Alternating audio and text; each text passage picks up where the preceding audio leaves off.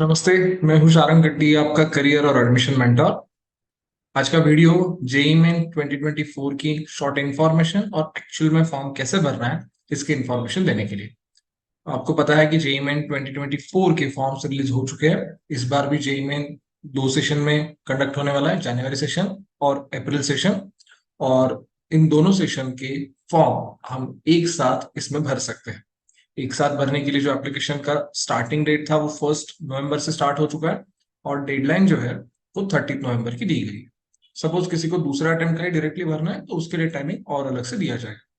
एक साथ हम दोनों अटेम्प्ट का इस बार फॉर्म भर सकते हैं। ऑनलाइन ही एग्जामिनेशन है, जैसे लास्ट टाइम के रूल्स थे वैसे ही है।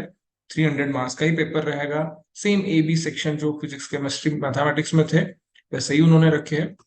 जो एग्जाम कंडक्ट होने वाली है वो फर्स्ट सेशन की मैं बता रहा हूँ, 24 जनवरी से लेके 2 फरवरी तक कंडक्ट होने वाली है। सो ये बेसिक डिटेल्स है। एडमिट कार्ड 3 दिन पहले मिलने वाला है। आपकी एग्जामिनेशन सिटी जो रहेगी वो आपको एक 7 दिन पहले पता चल जाएगी। तो ये डिटेल्स कहाँ पे आया है, इससे लेके मैं आपको फॉर्म कैसे कैसे भरना है ये स्क्रीन शेयर करके आपको बताने वाला हूं।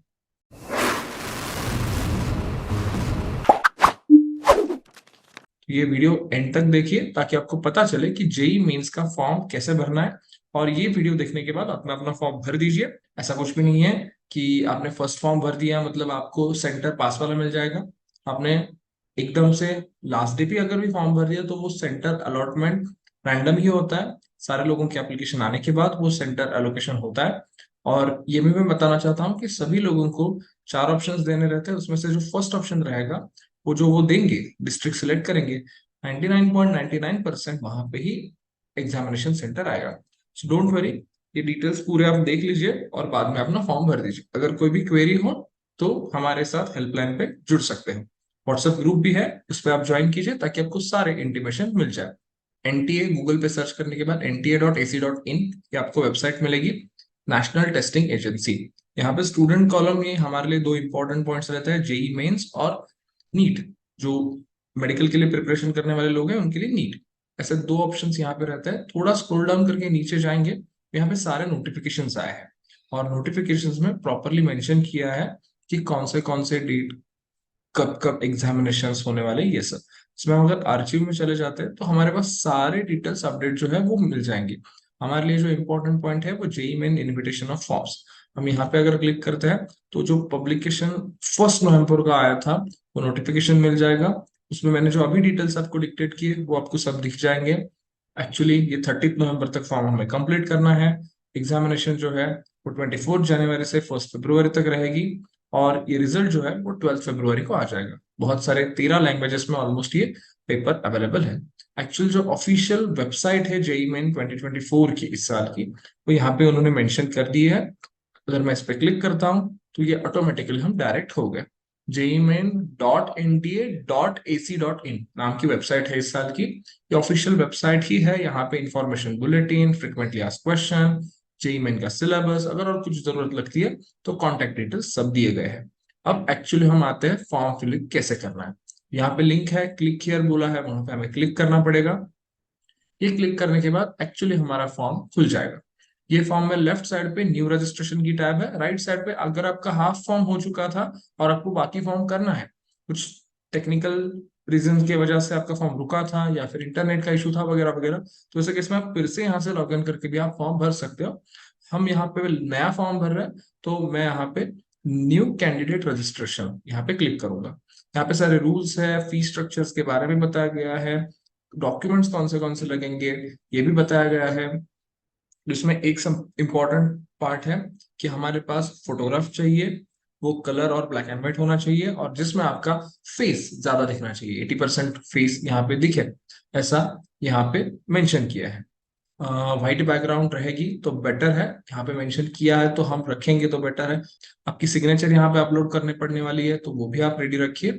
पेमेंट जो आपका ऑनलाइन पेमेंट आप UPI, debit card, credit card, net banking use करके कर सकते हैं। ये सारे डिटेल्स मेंशन किए हैं और नीचे चेक बॉक्स दिया है। ये चेक बॉक्स पे क्लिक करने के बाद क्लिक हियर टू प्रोसीड पे हमें यहाँ पे क्लिक करना पड़ेगा। इसमें इस साल 4-5 ऑप्शन दिए गए हैं कि आप डिजी लॉकर, अगर आपका अकाउंट है स्टूडेंट का तो उसके साथ डायरेक्टली लॉग इन कर सकते हैं। डिजी लॉकर का अकाउंट नहीं है तो आप यहाँ पे बना के आगे जा सकते सकते हैं।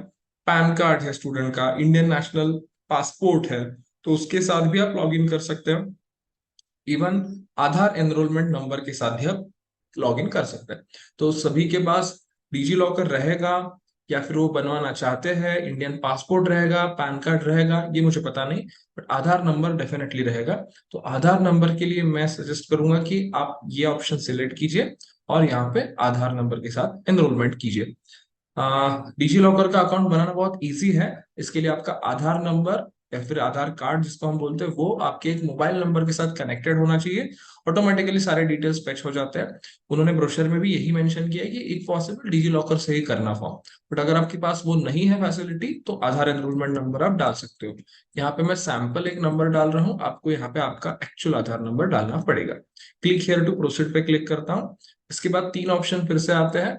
यहाँ पे आधार के सारे डिटेल्स जो है वो मैचिंग है और मैं जेई मेंस के साथ शेयर करना चाहता हूँ, ये ऑप्शन है। आपको सभी को ये करना इजी लगता है मुझे कि आप शेयर कर सकते हैं, ऐसा कुछ आपके पास डेटा नहीं कि you don't want to share, क्योंकि अगर दूसरा तीसरा ऑप्शन हम सिलेक्ट करते हैं तो हमें ऐसा कुछ प्रूफ दिखाना पड़ेगा दूसरा जो आधार के सिवा, जैसे कि PAN card, passport, driving licence, voting ID, तो ये हमारे पास दिखाने के लिए जरूरत नहीं है, हम आधार कार्ड के साथ ही फॉरवर्ड करेंगे ऐसा मुझे लगता है। तो एक ऑप्शन पे मैं क्लिक करके क्लिक हियर टू प्रोसीड पे यहाँ पे फिर से क्लिक करता हूँ। यहाँ पे मेंशन किया है एज पर 10th मार्कशीट, नाम आपका देना है तो एज पर 10th मार्कशीट ही देना। जो आपका फर्स्ट सरनेम रहेगा तो सरनेम देना, आपका फर्स्ट नेम रहेगा तो आप वो देना। सिर्फ आपका फर्स्ट नेम और लास्ट नेम है तो उतना ही देना। जैसे मैंने यहाँ पे एक सैंपल मेरा लिखा है, सिर्फ कैपिटल में दिया है मैंने, सिर्फ ये सारा पूरा नाम, वहां पे आपका कैपिटल स्मॉल कैसा भी रहेगा, आप ट्राई कीजिए कि आपका पूरा फॉर्म कैपिटल में भर दीजिए। यहाँ पे मैं फर्स्ट सरनेम डाल रहा हूँ। आपके अगर 10th के मार्कशीट पे आपका नेम फर्स्ट है तो वैसा आप दे सकते हैं। फादर्स नेम अगर फुल नेम वहां पे मेंशन है तो फुल लिख लीजिए, अदरवाइज फर्स्ट नेम तो सिर्फ रहता ही है तो वो आप मेंशन कर दीजिए। मदर्स नेम अगर फुल नेम है वहां पे तो वो फुल मेंशन कीजिए, अगर वहां पे फुल नेम मेंशन नहीं है तो सिर्फ फर्स्ट नेम मेंशन करना ही ठीक रहेगा। बहुत बार ये ऐसा होगा कि स्टेट बोर्ड के स्टूडेंट्स के लिए वहां पे मदर्स नेम ही नहीं है सर, फादर्स नेम ही सेपरेट से नहीं लिखा है, फिर भी आपके नाम में फादर्स नेम जितना आया है वो लिख दीजिए और नीचे मदर्स नेम रहता है तो वो भी आप लिखेंगे तो बेटर हो जाएगा। डेट ऑफ बर्थ आपकी जो भी है वो आप यहाँ पे मेंशन कर दीजिए, जेंडर आपका मेंशन कीजिए। एक आइडेंटिटी टाइप आपको और एक पूछा गया है, यहाँ पे पासपोर्ट, पैन कार्ड, यही सब डिटेल्स फिर से पूछे जाएंगे। इसमें और एक सबसे इम्पोर्टेंट हमारे लिए जो ऑप्शन है वो है any other valid government identity with photograph. ये हम सिलेक्ट करेंगे तो हमारा आधार नंबर इसमें काम हमारा कर देगा। तो मुझे लगता है कि ये हम यहाँ पे वो आधार नंबर के लिए ही any valid government identity with photograph ये सिलेक्ट कर देंगे और यहाँ पे नीचे पूरा उसका जो यहाँ पे हम any other government identity with photograph ये सिलेक्ट कर देंगे और वहां पे हमारा आधार कार्ड नंबर डाल देंगे। तो एक आइडेंटिटी प्रूफ भी हमने यहाँ पे दे दिया। उसके बाद यहाँ पे प्रेजेंट एड्रेस, परमानेंट एड्रेस, ये सब भरने के लिए बोला है। यहाँ पे आपको जितना भी एड्रेस देना है आप 3 लाइन में दे सकते हो। वो एड्रेस आपका परमानेंट हो, उस पर कुछ भी पोस्टल कम्युनिकेशन नहीं होगा, ताकि तो मतलब आपका थोड़ा बहुत इधर उधर भी हो गया एड्रेस तो भी कोई प्रॉब्लम नहीं, पिन कोड अगर गलत कुछ आ गया तो भी कोई प्रॉब्लम नहीं, आपको अभी भरते वक्त करेक्ट ही भरना है। बट ऐसा अगर थोड़ा बहुत इधर उधर हो भी गया तो टेंशन लेने की कोई बात नहीं। जस्ट यहाँ पे मैं एक simple fill in the blanks जैसे सिटीज का नाम डाल रहा हूँ, आप अपना पूरा एड्रेस डाल देंगे। नीचे आपको स्टेट, डिस्ट्रिक्ट, पिन कोड ये पूछा जाएगा, वो मेंशन करना है। यहाँ पे आपको एक कॉन्टैक्ट नंबर देना है, आपका एडमिशन होने तक आपके साथ ये नंबर होना चाहिए, ऐसा वाला नंबर आप यहाँ पे देंगे। तो जो भी आपका नंबर रहेगा वो नंबर आपका यहाँ पे आप शेयर आपको करना पड़ेगा। वही नंबर को आपको यहाँ पे रिपीट करना है। ईमेल एड्रेस एक आपको यहाँ पे देने पड़ने वाला है। ईमेल आईडी को यहाँ पे रिपीट करना है। अल्टरनेटिव नंबर मत दीजिए, आपको वैसे भी इमरजेंसी नंबर आगे के विंडो में देना है। यहाँ पे एक नंबर आपने ऑलरेडी दिया है, उसके साथ आप दूसरा एक ईमेल आईडी आप यहाँ पे बाद में एंटर कर सकते हैं। आपको प्रेजेंट एड्रेस, परमानेंट एड्रेस आपका जो भी सेम रहेगा तो सेम एज अबव कर दीजिए। अगर अलग अलग लिखना है तो प्रेजेंट एड्रेस, परमानेंट एड्रेस जो आपके अलग अलग है वो यहाँ पे मेंशन कर दीजिए। उसके बाद एक पासवर्ड क्रिएट करना है जिसमें स्पेशल कैरेक्टर एक होना चाहिए, न्यूमेरिक लेटर मतलब 1 2 3 में से कुछ होना चाहिए, कैपिटल और एक स्मॉल लेटर होना चाहिए, और मिनिमम 8 डिजिटेड वो पासवर्ड होना चाहिए और मैक्सिमम 13 डिजिट। फॉर एग्जाम्पल अगर मैं यहाँ पे बताऊंगा तो कैपिटल ASMI@2024, ये अगर हम पासवर्ड देखेंगे तो आपको एक कैपिटल लेटर, बाकी स्मॉल, एक स्पेशल कैरेक्टर और नंबर से यहाँ पे नजर आएंगे। तो ऐसा कुछ आपको पासवर्ड बनाना पड़ेगा। इसके बाद एक सिक्योरिटी पिन भी यहाँ पे बनाना, एक क्वेश्चन भी पूछा जाएगा, वो आपको एक सिलेक्ट करना है और उसका भी एक आंसर आपको लिख के रखना पड़ेगा, क्योंकि ये अगर आप मेन पासवर्ड आपका भूल जाते हो तो ये क्वेश्चन के साथ आप अपना पासवर्ड फॉरगेट करके फिर से निकाल सकते हैं। अब यहाँ पे क्लिक करने के बाद आपको आपके सारे डिटेल्स यहाँ पे दिख जाएंगे, तो आपको एक बार क्रॉस चेक करना है। क्रॉस चेक करने के बाद यहाँ पे चेक बॉक्स पे आपको क्लिक करना है, करेक्ट है सब इसके लिए। डिक्लेरेशन में आई एग्री पे क्लिक करना है और सबमिट एंड सेंड ओटीपी पे क्लिक करना है। ये सेंड पे क्लिक करने के बाद आपको एक ओटीपी जनरेट हो जाएगा।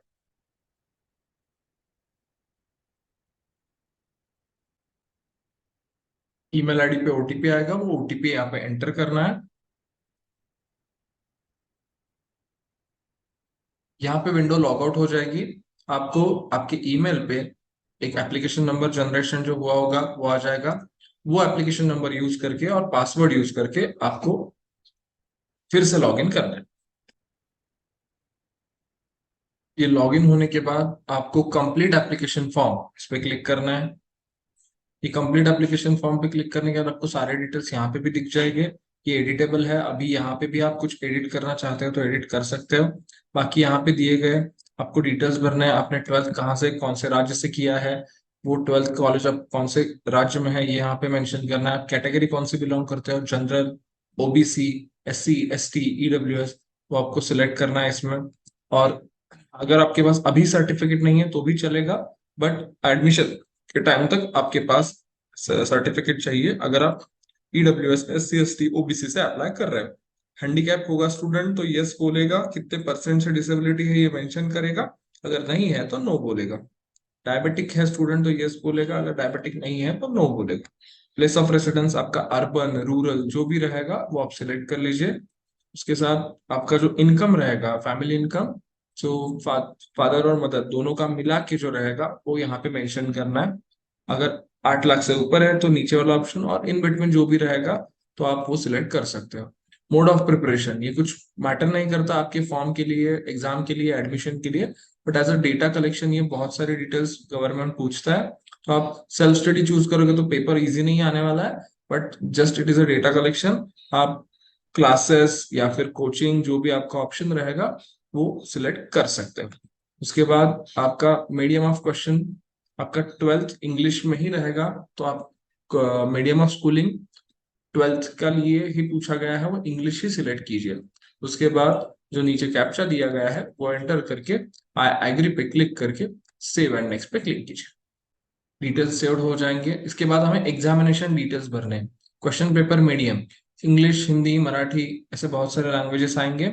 आपको इंग्लिश ही सिलेक्ट करना है ऐसा मैं सजेस्ट करूंगा, अगर किसी को दूसरे लैंग्वेज में पेपर चाहिए तो अवेलेबिलिटी के हिसाब से मिल जाएगा। इंजीनियरिंग के लिए जाना है तो B, B tech, B arch, B planning, ऐसे बहुत सारे एग्जामिनेशन के ऑप्शन है। Maximum students B, B tech ही चूज करेंगे। जिनको बी आर्च या फिर बी प्लानिंग के लिए भी जाना है वो वहां पे भी चेक बॉक्स में क्लिक कर सकते हैं। अगर जनवरी का एक ही अटेम्प्ट देना है तो यहाँ पे अभी एक ही अटेम्प्ट को क्लिक कीजिए, अगर दोनों अटेम्प्ट देने हैं तो जनवरी और अप्रैल, सेशन 1 एंड सेशन 2 दोनों को क्लिक कर दीजिए। ठीक है, इसके बाद आपको फादर मदर के डिटेल्स डालने हैं, उनका ऑक्यूपेशन क्या है, उनका क्वालिफिकेशन क्या है, ये सब मेंशन करना है। और उसके बाद नीचे इंपॉर्टेंट पार्ट जो है वो हमारे एग्जामिनेशन सेंटर्स है। एग्जामिनेशन सेंटर्स आपको सारे आपके जो एड्रेसेस है करस्पॉन्डेंस, परमानेंट और प्रेजेंट, उसके हिसाब से मिलता है। मतलब अगर आपने वहां पे स्टेट महाराष्ट्र डाला है तो आपको सारे ऑप्शंस महाराष्ट्र के ही मिलेंगे। अगर आपने वहां पे स्टेट दूसरा कौन सा परमानेंट प्रेजेंट अलग अलग एड्रेस अलग अलग डाले तो उतने स्टेट्स वाले ऑप्शंस आपको मिल सकते हैं। तो यहाँ पे महाराष्ट्र मैंने एड्रेस डाला था, तो आपको जो भी सिटी चाहिए वो पहले में आप सिलेक्ट कर लीजिए। फॉर एग्जाम्पल मुझे यहाँ पे पुणे चाहिए फर्स्ट, तो मैं पुणे सिलेक्ट कर लेता हूँ। सेकेंड ऑप्शन फिर से पुणे में नहीं सिलेक्ट कर सकता, जो नियर बाय दूसरा डिस्ट्रिक्ट चाहिए वो आप सिलेक्ट कर सकते हो। यहाँ पे मैं मुंबई सिलेक्ट करता हूँ, तीसरा सातारा मुझे लगता है तो मैं वो सिलेक्ट करता हूँ, फोर्थ नासिक लगता है तो वो मैं सिलेक्ट कर लेता हूँ। ये सारे डिस्ट्रिक्ट ही चूज करने पड़ते हैं। 99% आपका जो सेंटर रहेगा वो जो आपने फर्स्ट ऑप्शन दिया है वहां पे ही आ जाएगा। कैप्चा नीचे जो आएगा वो डाल के आई एग्री पे क्लिक करके आप सेव एंड नेक्स्ट पे क्लिक करेंगे। वाले डिटेल्स पूछे गए हैं ऑटोमेटिकली। 10th में डिटेल्स में क्वालिफाइंग कोड 10th इक्विवेलेंट एक ही ऑप्शन आएगा, सभी बच्चे पास ही हो चुके हैं तो 10th का पास ऑटोमेटिकली आएगा। कौन से ईयर में पास हो चुके हैं, 2022 से जो बच्चे रहेंगे वो पास हुए बच्चे फ्रेशर्स रहेंगे। अगर 21 2020 ऐसा रहेंगे तो वो रिपीटर्स हो सकते हैं, जिन्होंने 12th 2 बार 3 बार रिपीट किया या फिर जेई के लिए वो रिपीट कर रहे हैं। आपका कॉलेज स्कूल कहाँ पे था ये भी पूछा जाएगा 10th के डिटेल्स में। आपको 10th का स्कूल कहाँ पे था तो अर्बन रूरल ये टिक कीजिए। आपका गवर्नमेंट है स्कूल, प्राइवेट है, गवर्नमेंट एडेड प्राइवेट है, जो भी आपका रहेगा वो यहाँ पे सिलेक्ट कीजिए। ये आप कौन सा भी सिलेक्ट करोगे तो कुछ मतलब नुकसान तो नहीं होने वाला है या फिर फायदा भी नहीं होने वाला है। अगर आपको करेक्ट पता होगा तो वो करेक्ट ऑप्शन सिलेक्ट कर लीजिए। इसके बाद आपका स्कूल कौन से स्टेट में था 10th वाला ये सिलेक्ट कर लीजिए। उसके बाद वो कौन से डिस्ट्रिक्ट में था ये आप सिलेक्ट कर लीजिए। उसके बाद वो कौन सा बोर्ड का था, सीबीएसई था, स्टेट बोर्ड था, आईसीएसई था, महाराष्ट्र स्टेट बोर्ड था, वो आप सिलेक्ट कर लीजिए।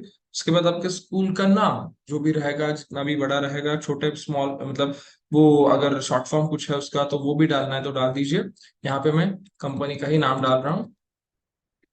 उसके बाद उसका एड्रेस, सिर्फ मेन एड्रेस भी लिख दिया तो भी चल सकता है, दादर मुंबई, दैट्स इट, ये इनफ है। बट फिर भी अगर आपको पूरा डिटेल ही एड्रेस डालना है तो भी आप डाल सकते हो। नीचे पिन कोड पूछा जाएगा, वो पिन कोड भी आपको डालना पड़ेगा। सो यहाँ पे मैंने सैंपल एक पिन कोड भी डाला है, आप अपना करेक्ट कॉलेज का जो स्कूल का जो सॉरी पिन कोड रहेगा वो डालेंगे। 10th का रोल नंबर आपके मार्कशीट पे रहेगा, वो आप मेंशन कर सकते हो। अगर आपका बोर्ड जो है वो आईसीएसई या फिर सीबीएसई रहेगा तो यहाँ पे शायद से unique roll number, unique ID या फिर रोल नंबर ऐसा कुछ आता है तो वो भर दीजिए। स्टेट स्टूडेंट्स के लिए, महाराष्ट्र स्टेट बोर्ड स्टूडेंट्स के लिए वहां पे सीट नंबर या फिर आसन क्रमांक ऐसा कुछ वर्ड आता है, वो आपको यहाँ पे डालना पड़ेगा। आपका जो 10th का रिजल्ट था वो परसेंटेज में था, आपको पता रहेगा। बेस्ट ऑफ 5 रहेगा तो आउट ऑफ 500 आपके जो मार्क्स रहेंगे वो मेंशन कीजिए। बेस्ट ऑफ 6 जो भी रहेगा, 600 है तो 600 आउट ऑफ मेंशन कीजिए। उसमें से कितने मार्क्स मिले थे आपको यहाँ पे आप मेंशन करने के बाद ऑटोमेटिकली परसेंटेज आप कितने थे यहाँ पे जनरेट हो जाएंगे। तो ये 10th के डिटेल्स भरने के बाद आपको वैसे ही 12th के डिटेल्स भरने हैं। सिर्फ यहाँ पे क्वालिफाइंग एग्जामिनेशन कोड बहुत सारे आ जाते हैं। एक तो मैं सजेस्ट करूंगा एनी पब्लिक स्कूल बोर्ड और यूनिवर्सिटी एग्जामिनेशन इंडिया, ये वाला ऑप्शन आप सिलेक्ट कर लीजिए, या फिर intermediate 2 year pre university examination conducted by recognised board, ये आप सिलेक्ट कर लीजिए। यही हमारे लिए सूटेबल ऑप्शन है। या बाकी के जो ऑप्शन है आप रीड कर लीजिए, बट यही ऑप्शन मेरे लिए सजेस्टेबल आपको लगता है। जो 12th अपेयरिंग करने वाले हैं वो अभी देने वाले हैं 2024 में, वो अपेयरिंग सिलेक्ट करेंगे। वो 2023 में पास हो चुके हैं, 2022 में पास हो चुके हैं, वो पास्ट वाला स्टेटस सिलेक्ट कर सकते हैं। यहाँ पे मैं अपियरिंग क्लिक कर रहा हूँ। पास्ट अगर सिलेक्ट करेंगे तो जैसे ऊपर हमें 10th के डिटेल्स पूछे गए थे वैसे 12th के भी पूछे जाएंगे। उसके बाद यहाँ पे ऑटोमेटिकली अपेयरिंग के लिए 24 आ गया। अर्बन रूरल कहाँ पे है कॉलेज ये पूछा गया, गवर्नमेंट प्राइवेट कौन सा कॉलेज कैसा है ये पूछा जाएगा, कौन सा स्टेट में हमारा कॉलेज है ये पूछा जाएगा, कौन से डिस्ट्रिक्ट में है ये पूछा जाएगा, आप कौन से बोर्ड से आप 12th दे रहे हो वो पूछा जाएगा, आपके कॉलेज का जूनियर कॉलेज का नाम क्या है ये पूछा जाएगा। यहाँ पे मैंने सैंपल दिया है, आप अपना अपना कॉलेज का नाम भर देंगे। यहाँ पे आपका एड्रेस जो भी रहेगा कॉलेज का वो आप यहाँ पे भर देंगे। मैंने यहाँ पे सिर्फ सिटी का नाम मेंशन किया, अगर आपको डिटेल एड्रेस देना है तो भी आप दे सकते हो। पिन कोड मेंशन करना है वो वहां पे हम पिन कोड मेंशन कर देंगे कॉलेज का। कैप्चा जो भी नीचे रहेगा वो एंटर करके, सिक्योरिटी पिन एंटर करके आई एग्री पे क्लिक करके सेव एंड नेक्स्ट पे क्लिक करें। डेटा सेव होने के बाद नेक्स्ट एक डिटेल्स पूछे जाएंगे। अगर किसी केस में स्टूडेंट ट्विंस है तो और दोनों जेई देना चाहते हैं तो ऐसे केस में यस यहाँ पे 1 बोलना पड़ेगा। ऐसी केस ही नहीं है, ट्विंस नहीं है हम, तो नो पे क्लिक करके हम खत्म कर सकते हैं। यस अगर हम बोलते हैं तो बाकी के भी डिटेल्स उसके ट्विंस जो भी आपका रहेगा उसके भी पूछे जाएंगे। अदरवाइज नो पे क्लिक करके कैप्चा डालेंगे और नेक्स्ट स्टेप पे चले जाएंगे। नेक्स्ट स्टेप पे हमें दूसरा इमरजेंसी नंबर जो मैंने बोला था वो यहाँ पे देना पड़ेगा। मोबाइल नंबर, ईमेल आईडी देने के बाद गेट ओटीपी पे क्लिक कर दीजिए। दोनों ओटीपी भरने के बाद हमें वेरीफाई एंड नेक्स्ट पे क्लिक करना है। वेरीफाई एंड नेक्स्ट पे क्लिक करने के बाद वेरिफिकेशन सक्सेसफुल आ जाएगा। वेरिफिकेशन सक्सेसफुल आने के बाद यहाँ पे एक फोटो और सिग्नेचर अपलोड करनी है। जैसे मैंने बोला था व्हाइट बैकग्राउंड वाला फोटो जहाँ पे स्टूडेंट का फेस ज्यादा दिख रहा होगा, ऐसे फोटो अपलोड करना है। और नीचे सिग्नेचर अपलोड करनी है, व्हाइट पेपर पे सिर्फ सिग्नेचर आनी चाहिए। सैंपल के तौर पे यहाँ पे अपलोड करके दिखाने वाला हूँ आपको एक फोटो। और इसका जो साइज मेंशन किया है वो 10 KB टू 200 KB दिया है। अगर आप फोटो मोबाइल से निकालोगे तो वो बहुत बड़ा बन जाता है, तो आपको वो कॉम्प्रेस करना पड़ेगा और अपलोड करना पड़ेगा।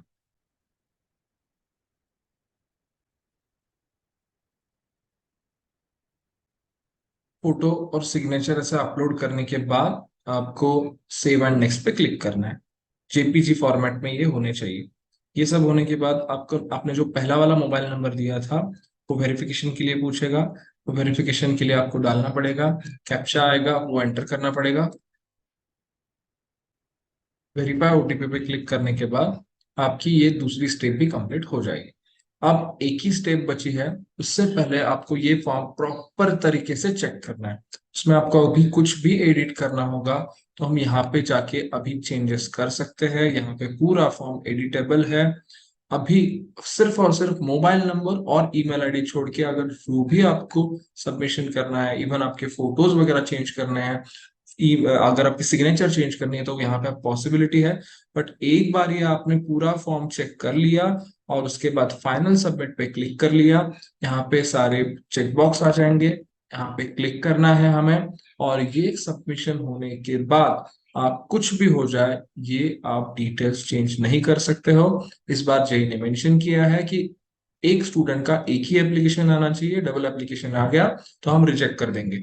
बेसिकली आपको कुछ भी गलती नहीं करनी है। ये स्टेप आने से पहले आपको प्रॉपरली सब वेरीफाई कर लेना है और बाद में फाइनल सबमिट पे क्लिक करना है। ये फाइनल सबमिट होने के बाद आपको पे नाउ, मतलब कौन सा भी फॉर्म फीस पे करने के बाद ही कंप्लीट होता है, तो यहाँ पे पे नाउ की विंडो आ जाएगी। पे नाउ पे क्लिक करने के बाद आपको तीन चार ऑप्शंस मिलेंगे। ये सिर्फ ICICI, HDFC, SBI, Canara bank से ही पेमेंट होगा, ऐसी बात नहीं है। ये पेमेंट गेटवेज है। तो आपको अगर आईसीआईसीआई में जाओगे तो आपको डेबिट क्रेडिट कार्ड और नेट बैंकिंग का ऑप्शन मिलेगा। एचडीएफसी में जाओगे तो आपको डेबिट क्रेडिट कार्ड और net banking plus UPI ID आपको अगर याद है, फॉर एग्जाम्पल शारंग कटियट, ओके एसबीआई, आईसीआईसीआई, ऐसा कुछ ना कुछ तो रहता है, वो है तो उसके साथ ये भी कर सकते हो। बट मुझे लगता है कि एसबीआई ई पे जो है वो सबके लिए अच्छा रहेगा। उसमें ये बाकी नेट बैंकिंग और क्रेडिट डेबिट कार्ड के तो ऑप्शन है ही, बट यूपीआई में अगर हम जाएंगे तो वहां पे आप क्यूआर कोड स्कैन करना उस लोगों के लिए ज्यादा अच्छा रहता है। तो क्यूआर कोड हम ओपन करके डायरेक्टली पेमेंट कर सकते हैं। यहाँ पे अभी मैं एक्चुअली आपको पेमेंट करके दिखाऊंगा नहीं।